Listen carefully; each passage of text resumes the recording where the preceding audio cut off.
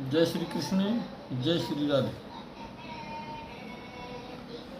जैसे ही अर्जुन ने गुरु द्रोणाचार्य, भीष्म पितामह, दुर्योधन, अपने मामा, ससुर, भाई, भतीजे, बेटे, संबंधी, कर्ण और मित्रगण आदियों को देखा, उसका मन एकदम विचलित होने लगा।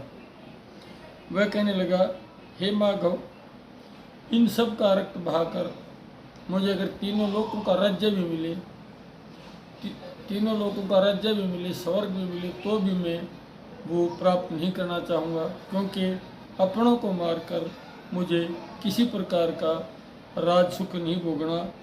इनको मारकर मुझे सिवाय कष्ट के कुछ नहीं मिलेगा, क्योंकि जिस पृथ्वी के टुकड़े के लिए हम यह युद्ध कर रहे हैं वह बिल्कुल ही गलत है। वास्तव में अर्जुन यह भूल जाता है कि वह इस समय चाचा, ताऊ, गुरुजन, पितामह आदि से युद्ध नहीं कर रहा, अन्य योद्धाओं से युद्ध नहीं कर रहा।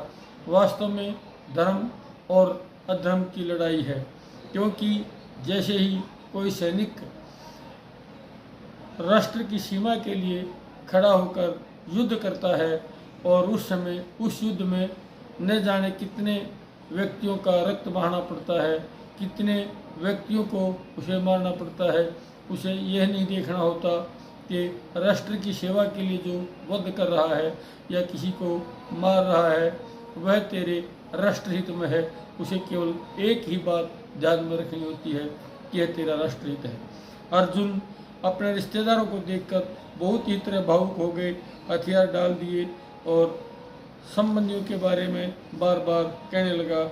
हर बार यही बात दोहराया जा रहा है कि मुझे इन संबंधियों को मारकर क्या सुख मिलेगा, किस लिए इनको मारना चाहता हूँ, क्यों मारना चाहता हूँ।